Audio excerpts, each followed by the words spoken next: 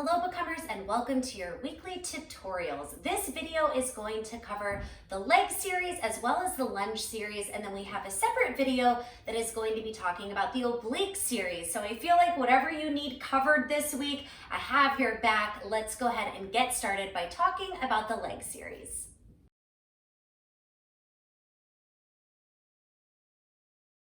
So we have a very energetic leg series this week. We're moving from squats to balancing all the way down to planks. And I provide quite a bit of alternatives in the video, specifically for the floor work when we move to planking. So you have the option to go to a chair or to go down to blocks, but what I didn't provide is an alternative for the squat series itself. So this is really just a reminder that when you do become, you are always allowed to alter the series to make them work for you, right? So if you're not feeling doing a lot of squats this week, what would be an alternative? Instead of going to the squat, you could simply move from standing to balancing. Now, the beauty of this is that you're still gonna get a lot of great work out of this series. So every single time you lift up to balance, you are engaging through the core, engaging through your standing leg, you're working posture and stability.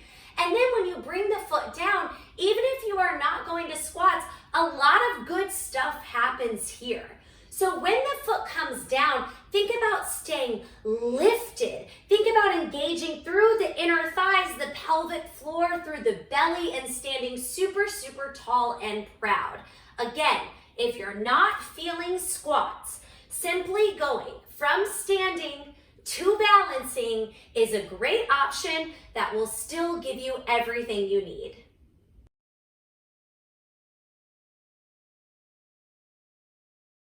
Now on the flip side of that, let's talk about some amplifiers that you could do in this series in case you're wanting to pump it up a little bit.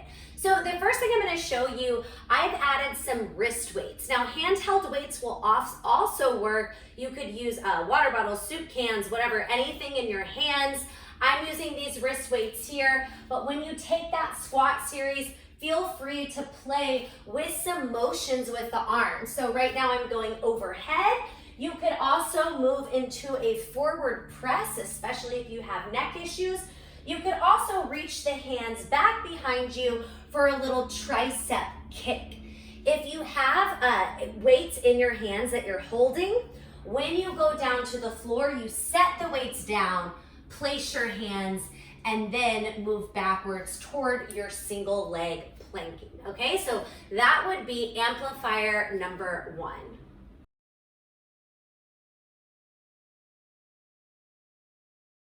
Amplifier number 2 is an impact exercise. So I'm telling you that because if you have knee issues, if you have lower back issues, or if you're avoiding any type of impact, this one is not for you. However, you may be feeling like, I really want to pump it up this week. Well, here you go.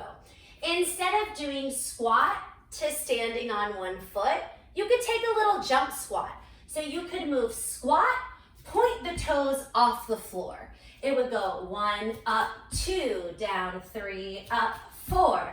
And when you take the jump, okay, so I want you to think less about trying to jump high and more about trying to point your toes off of the floor, okay? So watch my feet here. I take my squat in slow motion, which I can only kind of have to, but it would be lifting the heels, and then at the very end, you flip, you point the toes off of the floor, and that's where you create your jump. It's a little bit safer, and it also gives you some really great ankle work. So if you feel like it this week, you have the option for a jump squat during the standing portion of the leg series.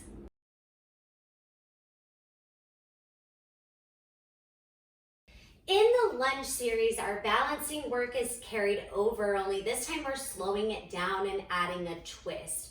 So when you stand up from your lunge series, you're being asked to twist your shoulder back. And the option to move your head with it is totally up to you, but if you do decide to move your head, we should make a note that it makes balancing harder because your balance and your vision are directly tied. So it will be easier to balance if you keep your eyes focused on one spot. If you're looking for a little extra challenge, you can turn the head.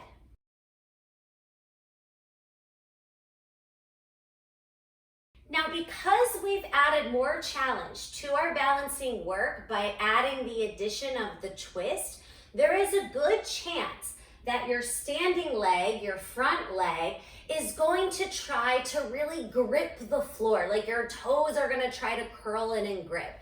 So when you do this series, I want you to try to think about keeping your floor foot, so the one that I'm standing on, the ankles and the toes relaxed. You're gonna work to try to relax the lower half of your leg while engaging the upper half of your leg. And y'all, like, let's not play jokes, right? This is not necessarily easy to do. So when you're doing this lunge series, there is a chance that you may kind of feel your foot or your ankle cramping up. If this happens, it's a sign that you're gripping through the foot. Don't stress out. Just shake out the leg and then go back in. That little shake is going to help your foot remember to relax until it becomes second nature.